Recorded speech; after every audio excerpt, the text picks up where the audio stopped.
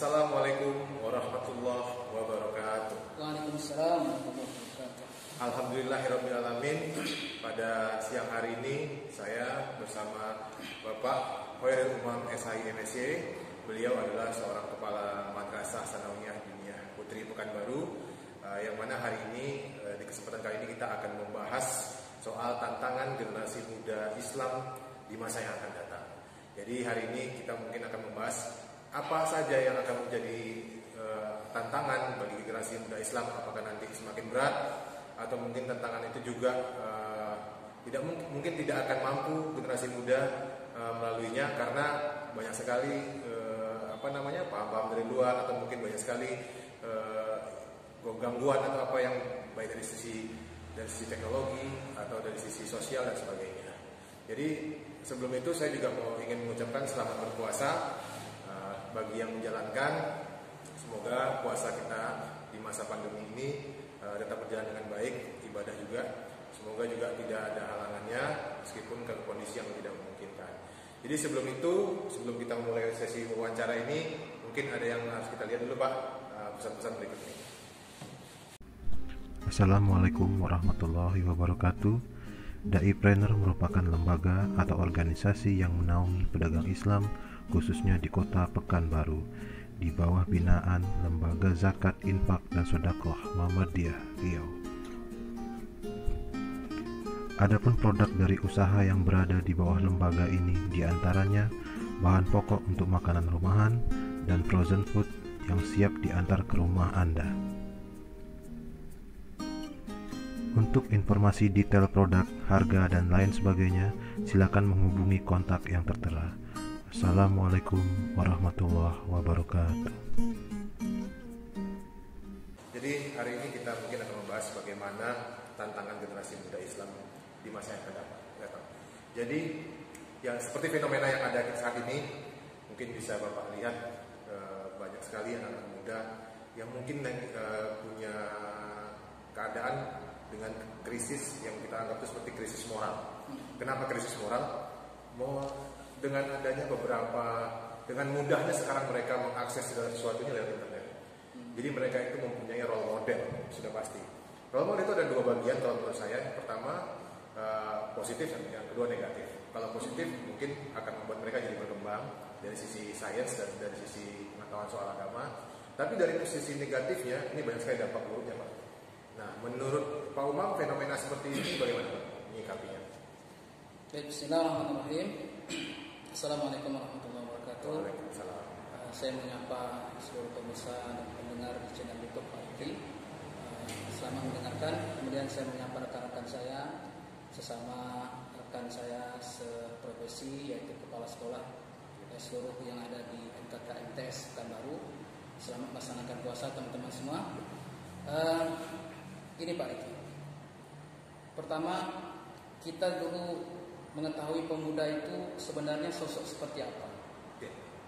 Jadi pemuda ini adalah mereka yang antara usia remaja, antara remaja hingga tua. Jadi kalau perkirakan itu dikatakan pemuda itu usia mereka yang berada di 20 tahun sampai 40 tahun. Dan kita ini masih usia pemuda juga sebenarnya. Ya, tapi pemuda yang beranjak akan tua. Jadi pemuda ini sebenarnya sosok yang penuh dengan suka berkarya, suka berkreasi, kemudian memiliki keberanian yang tinggi, punya gagasan-gagasan yang banyak. Pokoknya mereka itu punya inspirasi, punya cita-cita, punya impian-impian. Jadi dengan keberanian mereka ini, sebenarnya mereka itu kalau telah betul-betul diarahkan, dibimbing, dibina, insya Allah bisa melewati tantangan-tantangan yang pada kita ditakutkan. Jadi kita lihat aja fakta sejarahnya, ya, bahwa negara kita Indonesia ini bisa menjadi negara yang besar, negara yang kuat, karena di situ dalam sejarahnya ada dikenal dengan Sumpah Pemuda. Ya. Jadi di tangan pemuda inilah merubah bangsa ini. Jadi motor penggerak perubahan itu adalah pemuda. Begitu juga pemuda ini bisa dibilang dia adalah penerus estafet kepemimpinan berikutnya. Nah, jadi karena pemuda ini penuh dengan gairah, penuh dengan keinginan, ingin tahu sesuatu yang baru. Nah, kadang-kadang tidak terarah. Maka peran di sini, jadi banyak pakar itu mengatakan bahwa pemuda hari ini berkualitas dia.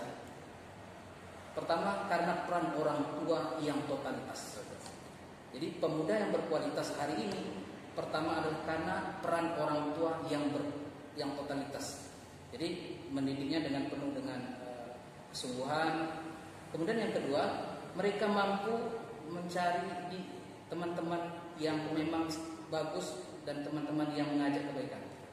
Kemudian yang ketiga, lingkungan hidup. Bagaimana mereka lingkungan ini yang mereka jalani hari ini mendukung bagaimana mereka bisa berkaya dengan baik. Jadi kalau kita lihat Pak Diki ya, jadi sebenarnya apakah mampu pemuda kita melewati tantangan itu? Maka insya Allah mampu. Tapi semua pemuda pasti mengalami empat ini. Ini pakar dari, saya kutip dari Generasi Muda Islam, buku karya Hari Mukti. Kemudian juga pendapat dari Syekh Yusuf Al-Qaradawi, ulama dunia. Dia mengatakan begini bahwa peradaban suatu negara itu, kemajuan negara itu dilihat bagaimana pemuda hari ini. Subhanul yaum mustaqbalul ghad.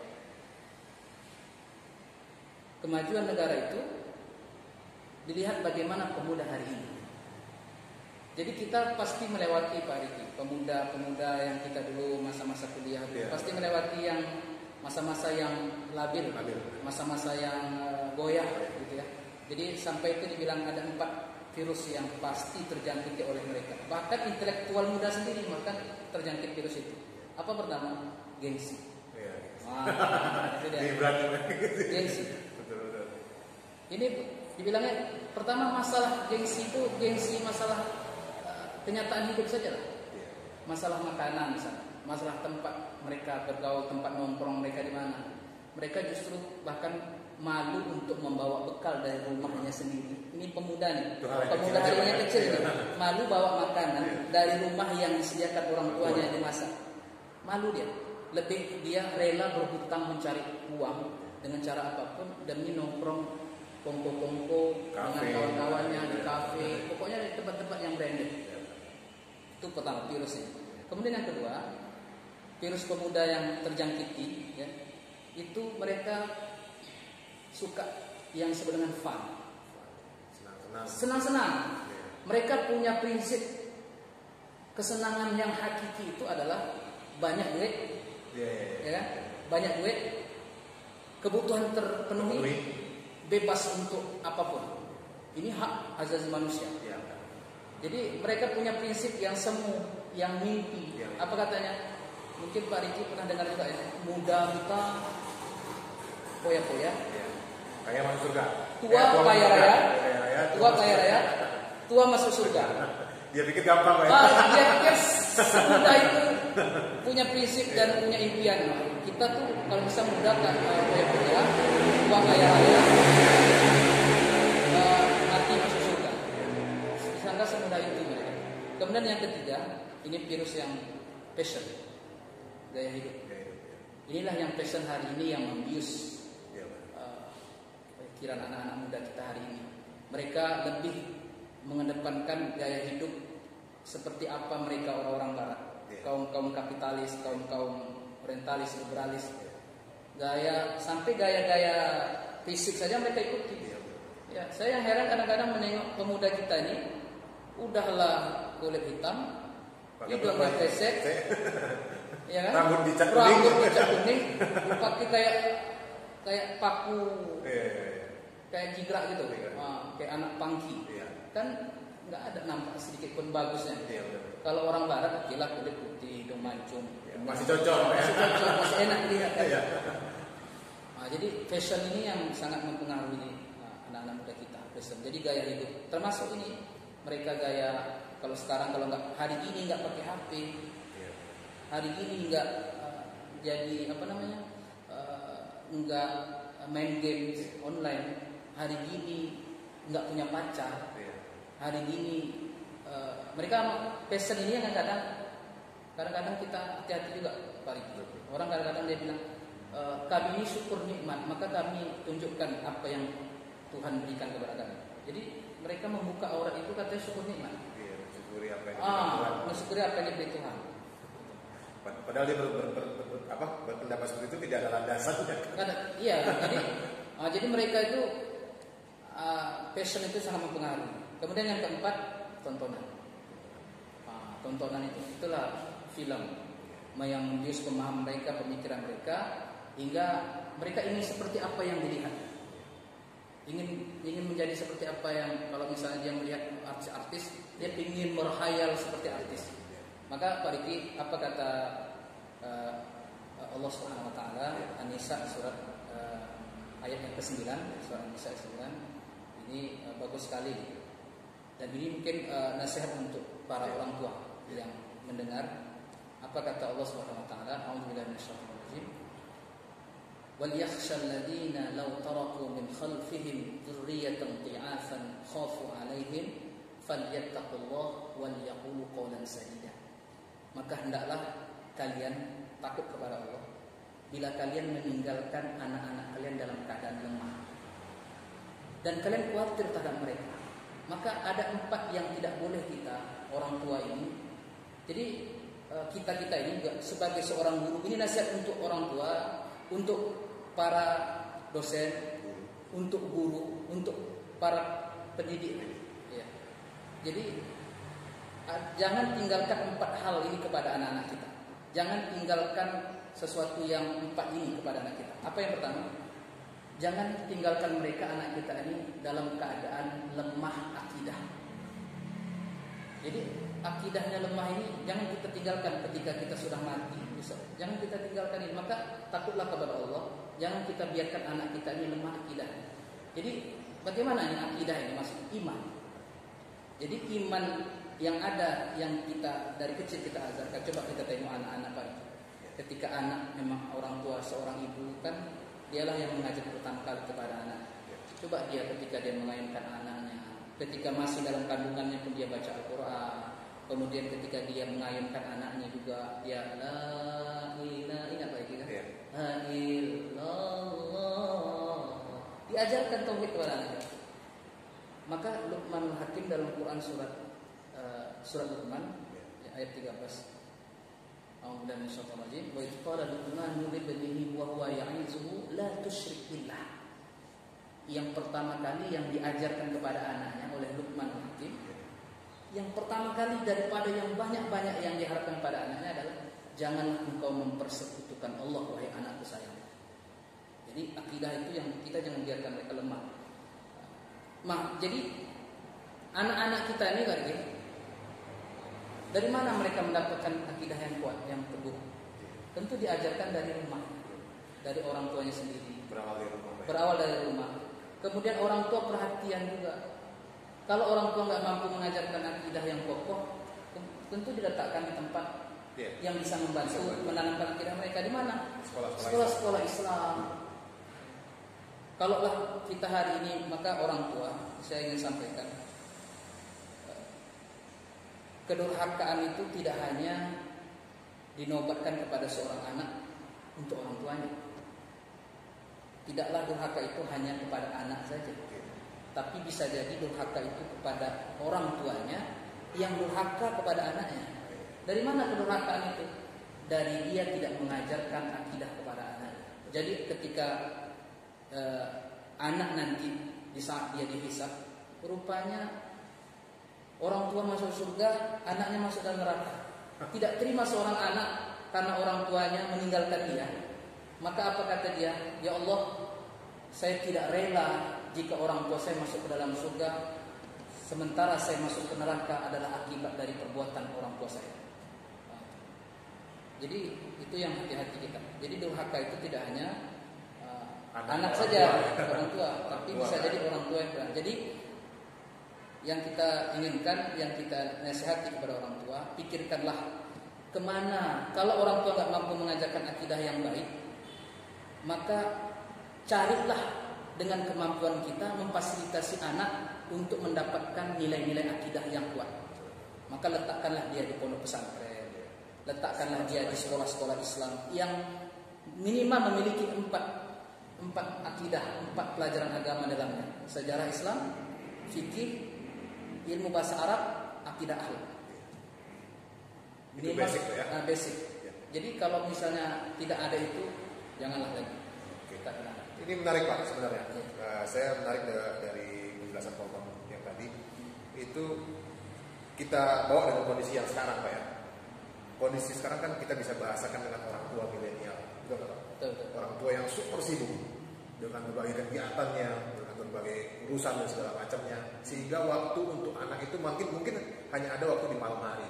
Itu pun kadang udah capek, akhirnya tidak ada interaksi dengan anak. Betul. Iya. Jadi pilihan sekolah Islam tadi itu bisa tidak nanti Pak menopang anak-anak kita minimal untuk mendapatkan hal-hal yang kita inginkan. Meskipun di kita mungkin belum. Anggap seperti saya misalnya Pak, saya ilmu agamanya masih kurang. Saya ingin anak saya nanti masuk sekolah Islam, dia agar lebih dia dari saya. Seperti itu.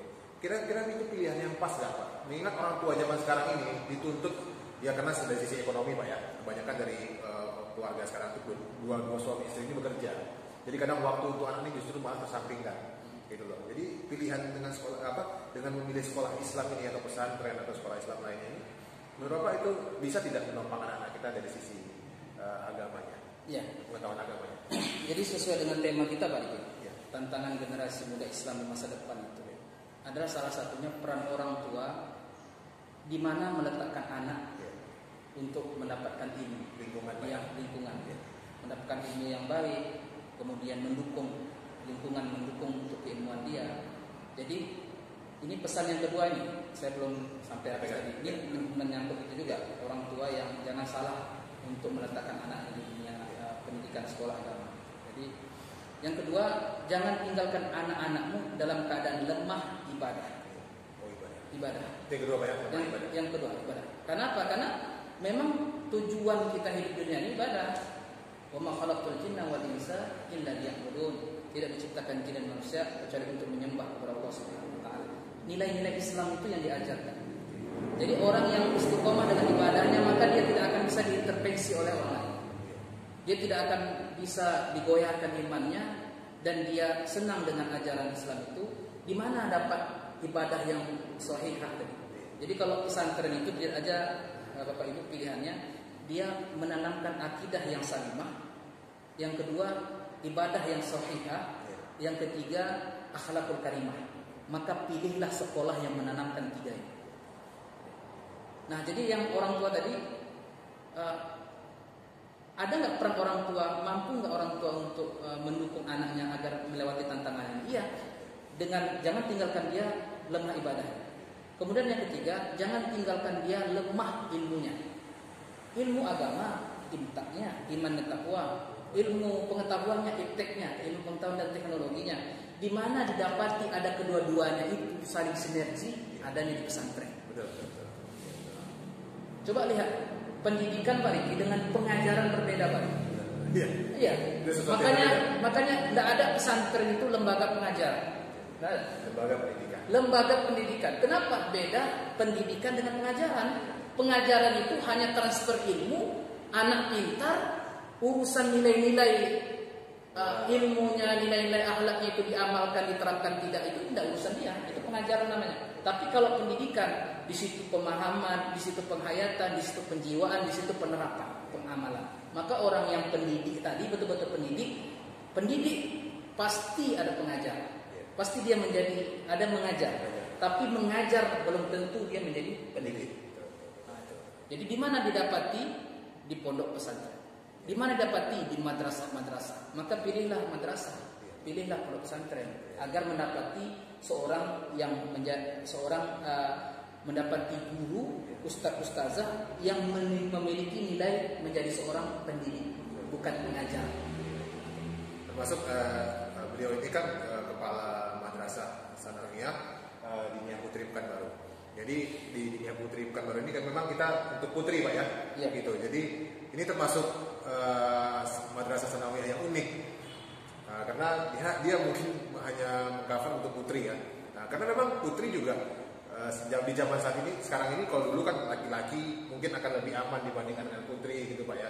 Putri ini harus lebih dijaga gitu, mungkin makanya akhirnya ada yang khusus madrasah itu menggembleng anak-anak putri gitu loh. Tambah lagi di tuntutan zaman ke depan, putri juga, anak-anak putri kita ini juga harus maju, harus mengerti teknologi, harus punya ilmu yang lebih lagi, dan tidak agar dia tidak terlindas oleh zaman dan laki-laki. Gitu. Kemudian yang jadi pertanyaan saya Pak, Bapak selaku pendidik ya, kalau saya bilangnya pendidik, gitu kan, bagaimana pola asuh atau pola didik yang baik terhadap anak-anak untuk generasi Islam ke depannya? Yang layak itu seperti apa sebenarnya untuk mendidik generasi Islam ke depannya agar dia tangguh tadi?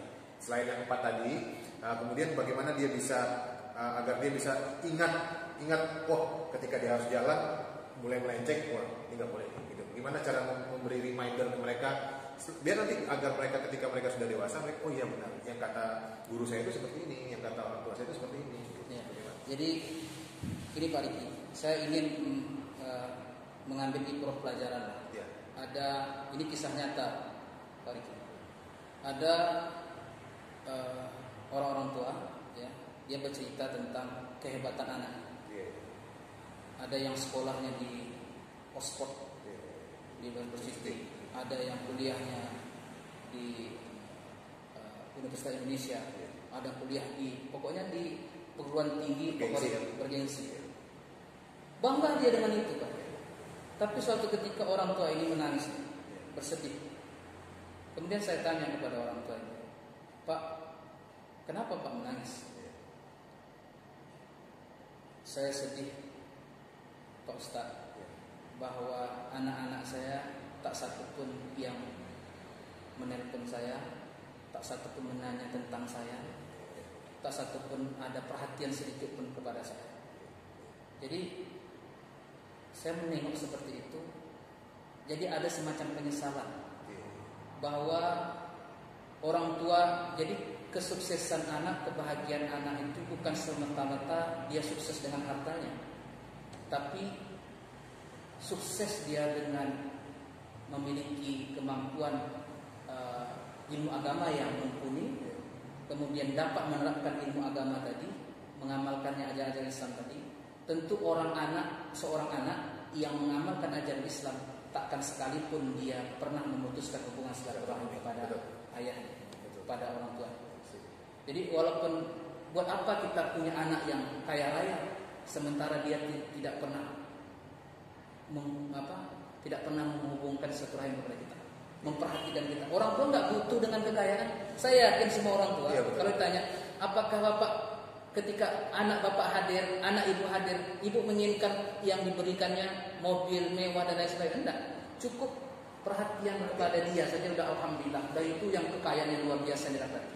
Nah, jadi anak kita untuk mendapat yang bekal dia yang teguh pendirian dengan ketika dia dewasa, itu sebenarnya sebagaimana ajaran Islam ini, anak usia 7 tahun sudah diingatkan untuk sholat. Usia 7 tahun diingatkan untuk sholat. Usia 10 tahun anak itu sudah dia semacam diberi hukuman kecil agar dia jangan tinggalkan sholat. Jadi boleh dipukul anak, tapi dengan pukul nasihat. Jadi ada orang-orang tua yang pernah dia bercerita, Ustaz, saya mengambil kesimpulan untuk pendidikan anak itu dari usia SD sampai SMP itu letakkanlah dia di sekolah yang menanamkan nilai-nilai Al-Quran dan hadis-hadis Nabi Sunnah Nabi. Maka taraktu fikum amrayni, kata Rasulullah, dan tadillu abada ma in tamassaktum bihima. Kutinggal 2 perkara ini, tidak akan sesat selamanya jika kalian berpegang teguh pada 2 ini. Apa itu? Al-Quran dan Sunnah Rasulullah, ajaran-ajaran Rasulullah SAW. Jadi untuk memperkuat tadi, Allah bisa karena biasa. Anak itu punya pendirian teguh karena dia sudah diasah, sudah diuji dari kecil. Jadi dari kecil tadi memang sudah diletakkan sekolah-sekolah yang mengajarkan nilai-nilai menghafal Al-Quran, nilai-nilai Al-Quran, mengajarkan ajaran Islam, fikih, hadis-hadis Nabi, kemudian tafsir Al-Quran, kemudian mengajarkan tentang perkara sholat, perkara kewajiban sholat, bagaimana hukuman jika kita tidak sholat. Jadi sudah biasa dia dengan sholat, dengan puasa, dengan zakat, dengan ajaran Islam itu, ya. Akhirnya dia insya Allah nggak akan bisa diterpa dengan badai apapun. Kalaupun nanti ada tantangan dia pasti akan kembali ke jalannya gitu. Justru seperti teknologi ini, kan orang takut dengan teknologi. Ya. Berapa banyak teknologi ini menjadikan anak itu sukses dan berhasil, dan banyak juga sebaliknya gara-gara teknologi hancur, terpuruk dan hancur karena kehinaan. Jadi teknologi ini seperti alat. Jadi kalau dia sudah terasah selama kalau kita katakan anak masuk SD 7 tahun, kemudian 6 tahun dia di SD, 9 tahun berarti dia sampai SMP, itu dengan nilai agama dikuatkan, ya, iman ditanamkan, amal-amal ajaran Islam dikuatkan, kemudian sampai dia memiliki pendirian membela agama Allah ini, maka insya Allah dia nggak akan bisa terterpa walaupun dengan gadget sekalipun. Bahkan justru dengan gadget ini dia mampu untuk berdakwah. Ya, seperti Pak Riki lakukan ini dakwah kita. Ya, ini dakwah kita. Jadi yang kita hari ini yang kita ingin sampaikan, ini loh contohnya. Yang Pak Riki lakukan ini loh contohnya bahwa pemuda Islam itu tidak akan rusak gara-gara gadget, gara-gara media sosial, gara-gara teknologi. Justru kita bisa memberikan manfaat. Malah khairun nas anfa'uhum linnas, sebaik-baik kita adalah yang memberi manfaat bagi orang lain. Justru yang kita lakukan hari ini, yang Pak Riki buat channel YouTube-nya adalah memberi manfaat bagi sebanyak-banyaknya orang. Karena betul kata Pak Umar, Islam itu agama yang rahmatan lil alamin, yang dinamis gitu. Yang maksudnya dia tidak terkekang, dia tidak terpaku oleh satu zaman gitu. Dia berkembang terus. Jadi jangan heran juga Pak ya, generasi muda kita juga berkembang. Mungkin ada generasi muda yang melenceng dari jalur, tapi generasi muda Islam insya Allah sampai sekarang tidak. Gitu. Mereka masih bisa berhasil dengan karya-karyanya, berhasil dengan bidangnya masing-masing. Banyak Pak ternyata generasi muda kita tuh yang di bidang IT ternyata dia sukses, tapi dia juga punya bahkan seorang dokter Zakir Naik aja ternyata dia seorang bukan seorang pendakwah sebenarnya. Dia dokter sebenarnya malah gitu. Gitu. Jadi Islam itu dinamis, bukan berarti dari segala lini kita tidak bisa apa-apa gitu, hanya belajar agama terus juga akan jadi ustadz, tidak sebenarnya seperti itu. Bahkan kita bisa jadi sesuatu yang lebih dari itu. Nah, jadi saya ingin juga sampaikan Pak Riki bahwa pemuda itu dia suka berkreasi, dia suka berkarya, maka dia memiliki bidangnya masing-masing dalam karyanya. Betul. Maka jadikanlah karya dia itu adalah karya yang mendukung dan membela ajaran agama Allah ini. Tetap dalam koridornya, tetap berkarya. Walaupun dia kaya raya, tapi kaya raya dia tetap membela agama Allah. Dia bersedekah, dia membantu orang lain, dia terapkan ajaran Islam. Jadi dia masing-masing. Kita lihatlah Pak Riki, dari mana bukti nyata bahwa pemuda itu adalah motor penggerak perubahan, dialah penerus estafet kepemimpinan masa yang akan datang. Ada dilihat dari, coba lihat bagaimana kisah Sumpah Pemuda itu mampu menghipnotis seluruh pemuda yang ada di Indonesia, yang bisa menjatuhkan rezim diktator. Yang sekarang era reformasi, walaupun apapun kata orang, tapi pemudalah sebenarnya kunci.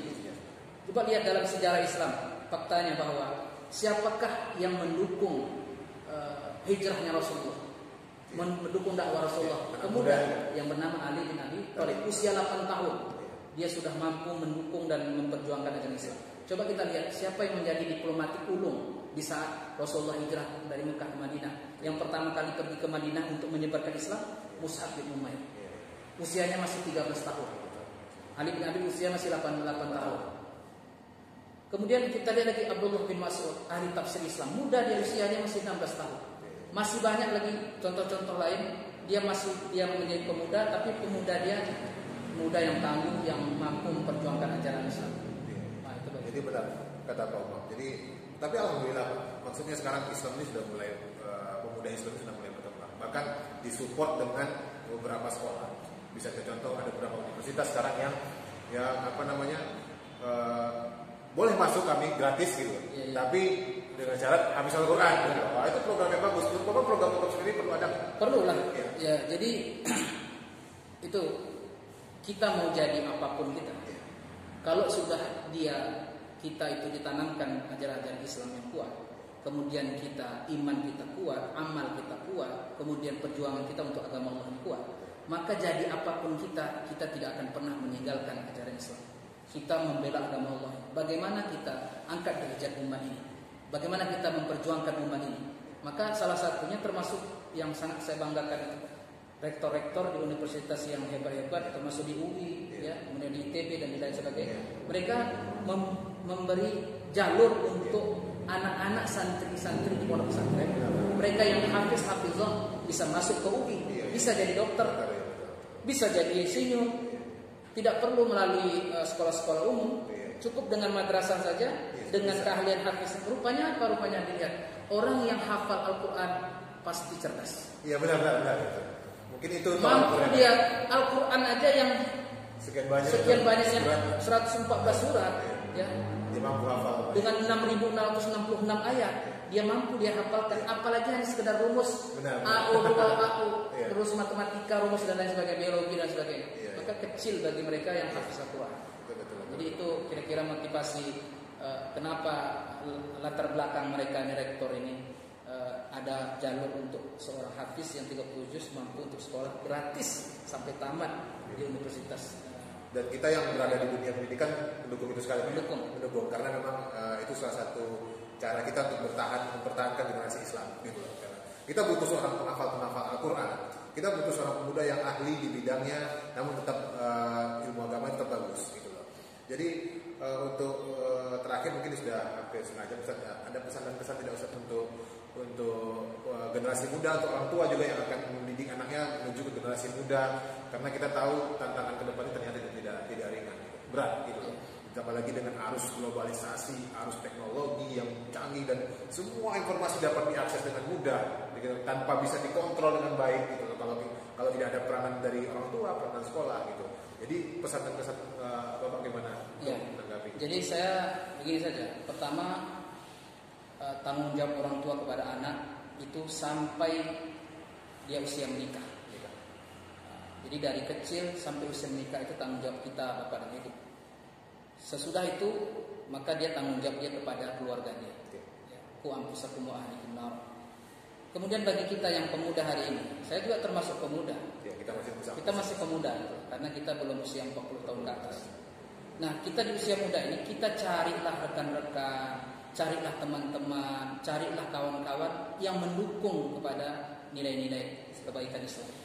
Jadi jangan teman yang menjerumuskan kepada penistaan. Cari, kenapa al-barakatu ma'al jamaah? Keberkahan itu didapati dengan jamaah. Coba kita lihat orang sholat, apa yang kita ucapkan? Iyyaka na'budu wa iyyaka nasta'in. Ya Allah, kepadamu-lah kami menyembah dan kepadamu-lah kami memohon pertolongan. Bersama-sama kita akan kuat. Lidi, dia kalau satu mudah dipatahkan. Tapi ketika dia bersama-sama dengan sekelumpuran lidi yang lain, maka dia akan kuat dan dia bisa dibuat apapun, bisa menyapu, bisa memukul orang. Nah, jadi bersama-sama kita carilah komunitas-komunitas yang mendukung kebaikan. Ini saya buat para pemuda. Ya. Sebenarnya kita itu lemah itu bukan karena kita lemah kita ini bukan karena kita yang tidak tahu ilmu pengetahuan, tidak tahu teknologi, tidak, bukan karena itu. Lemahnya kita karena kita mudah terseret keburukan dan kehinaan dari teknologi itu. Jadi akhirnya musuh sangat mudah sekali untuk menjatuhkan kita. Jadi tidak ada kezaliman yang ada di muka bumi ini. Ya. Sebenarnya tidak ada kezaliman di muka ini bukan karena banyaknya orang jahat. Ini kata Ali bin Abi Thalib. Tidak ada kezaliman di muka bumi ini, kejahatan, kehinaan itu terjadi. Ya, banyaknya manusia-manusia yang jahat terjadi, mampu dia menguasai itu, bukan karena banyaknya orang jahat terjadi kezaliman itu, kejahatan itu, tapi banyaknya orang-orang baik, orang-orang yang punya peranan, orang-orang yang punya kompeten, orang-orang yang mampu untuk mendidik. Mereka yang baik-baik ini banyak diam. Jadi sebenarnya kita yang kadang-kadang banyak kita membiarkan orang-orang itu terpleset dalam kehinaan. Kita tengok aja individualis. Kita jangan jadi orang individualis. Coba kita tengok hari ini berapa banyak manusia yang individualis. Dia tak peduli kepada tetangganya, dia tak peduli kepada anak tetangganya, dia tak peduli kepada orang lain. Kenapa? Karena memang kita sudah didoktrin oleh tontonan-tontonan, oleh kapitalis-kapitalis bahwa kita itu punya prinsip hak asasi manusia individualis. penting menang sendiri, enak sendiri. Buat apa kita peduli pada orang lain? Nah, itu bukan ajaran Islam. Jadi buatlah komunitas seperti itu. Di mana didapati kalau dia dalam keadaan dia bersekolah, komunitasnya teman-teman sekolahnya. Dia berada di pondok pesantren, komunitasnya pesantrennya. Maka tempat-tempat yang mendukung kebaikan itulah makin dikejar, makin dicari. Tempat pengajian, kalau dia sudah kuliah, cari tempat-tempat pengajian. Kalau dia sudah di tingkat seperti kita ini, kita carilah semacam grup-grup WA yang mengajarkan kebaikan. Kita masuk di dalamnya, ada pengajian ustaz-ustaz hebat masuk di dalamnya. Maka kekuatan itu dengan kebersamaan. Itulah terakhir. Oke, sebelum kita menutup wawancara ini Pak, sesi obrolan ini, jadi sebelumnya video ini sudah ada disponsori oleh Daipreneur Pak ya. Daipreneur itu juga sebenarnya adalah sebuah perkumpulan organisasi atau lembaga yang menaungi seluruh pedagang Islam lah ya, gitu. Jadi mereka juga punya produk dan produk itu dipasarkan dan bisa diantar di rumah. Kemudian juga produk itu halal pastinya. Iya. Ya, dan kita harus mendukung siapa lagi kalau bukan kita yang Islam, dari orang masyarakat Islam atau dari mendukung usaha-usaha orang-orang Islam ini tadi. Karena kebanyakan Pak kita yang Islamnya justru malah tidak ada saling mendukung di usaha gitu. Kenapa kita bisa kuat sebenarnya kan karena kayak Omar bilang tadi, karena kita harusnya bersatu gitu. Dan yang kedua, sponsor dari video ini adalah Yayasan Dunia. Itu tempat saya bekerja, juga tempat Pak Omar bekerja, Pak Omar ini sebagai kepala sekolah yang Madrasah Sanawiyah. Seperti yang kita ceritakan tadi di depan tadi, masuklah sekolah-sekolah Islam. Masuklah sekolah-sekolah yang memang mengajarkan ajaran-ajaran Islam untuk benteng anak-anak kita di masa yang akan datang. Itu sangat penting, itu bekal, karena ini bukan hanya sekedar promosi Pak ya, itu memang adanya harus seperti itu generasi Islam gitu loh, tidak hanya di dunia saja gitu. Jadi kedepannya juga harus anak kita harus dibentengi dengan hal-hal yang bersifat Islami gitu. Jadi mungkin itu saja pembicaraan kita dengan Ustaz Umam dengan hari ini. Mudah-mudahan nanti kedepannya kita bisa wawancara lagi Pak ya, bisa ngobrol-ngobrol lagi. Banyak sebenarnya yang bisa kita bicarakan dengan Ustaz Umam. Iya, banyak sebenarnya yang akan bisa kita bicarakan. Mungkin tema-tema lain. Karena beliau ini selain juga kepala Madrasah Sanawiyah, beliau juga sering ke masjid untuk memberikan tausiah, memberikan ceramah gitu loh. Juga aktif di organisasi. Beliau juga termasuk dalam Daipreneur tadi, termasuk bisnismen kalau kita bilang. Daipreneur itu berarti pengusaha yang yang pengusaha Islami lah kalau kita bilangnya seperti itu. Gitu. Jadi sekian dulu video ini, semoga memberikan manfaat. Insya Allah kedepannya kita akan memberikan penayangan lagi video-video yang lebih menarik. Insya Allah semoga manfaat yang bisa dirasakan dengan keterbatasan yang ada sekarang. Akhir kata dari saya, wabillahi taufiq wal hidayah. Assalamualaikum warahmatullahi wabarakatuh. Waalaikumsalam warahmatullahi wabarakatuh.